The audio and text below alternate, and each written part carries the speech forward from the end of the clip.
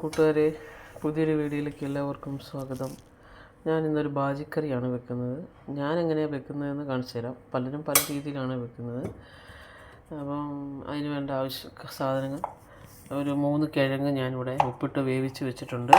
പിന്നെ ഒരു 1.5 സവാള, കുറച്ച് കരിവേപ്പില, കുറച്ച് മല്ലിയില, കുറച്ച് 3-4 പച്ചമുളക്, 3-4 ചുമന്നുള്ളത്, കുറച്ച് മഞ്ഞൾപ്പൊടി, കുറച്ച് കടുക്, ഉഴുന്നുണ്ടെങ്കിൽ ഉഴുന്നിടാം. പിന്നെ ഒരു തക്കാളി വേണമെങ്കിൽ ഒരു തക്കാളി ഇടാം. ഇത് രണ്ടും എൻ്റെ ഇല്ലാത്തതുകൊണ്ട് ഞാനത് ഒഴിവാക്കി.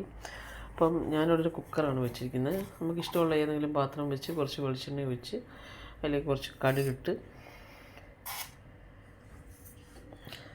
ആ കടുക് പൊട്ടി കഴിയുമ്പോഴത്തേക്ക് കുറച്ച് കരിവേപ്പിലിടാം.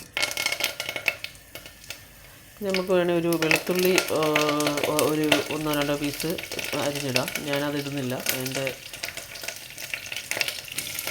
ഇതെല്ലാം കൂടെ നമുക്ക് വരട്ടിയെടുക്കാം. നമ്മുടെ മസാല ഏകദേശം വഴട്ടി ഏകദേശം തീരാറായി. ഇനി നമുക്കിതിലേക്ക് പുഴുങ്ങി വെച്ചിരിക്കുന്ന കിഴങ്ങ് ചേർക്കാം. നമ്മൾ പുഴുങ്ങി വെച്ച കിഴങ്ങ് ചേർത്ത് ഇച്ചിരി ഉപ്പിൻ്റെ കുറവുണ്ടായിരുന്നു. ഉപ്പും ചേർത്ത്